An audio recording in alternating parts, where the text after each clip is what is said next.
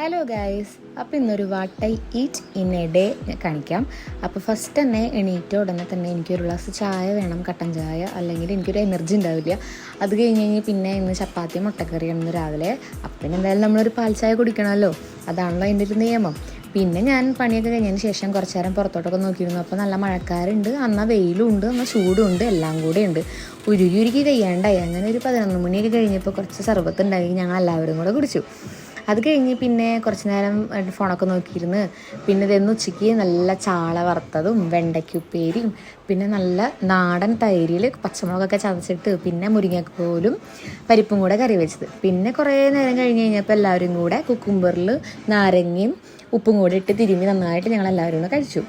പിന്നെ കുറച്ച് നേരം പുറത്തോട്ടൊക്കെ പോയി നോക്കി, ഒടുക്കത്തെ വെയിൽ. പിന്നെ കുറച്ച് നേരം കിടന്ന് റെസ്റ്റൊക്കെ എടുത്തതിന് ശേഷം ചായയും ബിസ്ക്കറ്റ് കഴിച്ചു.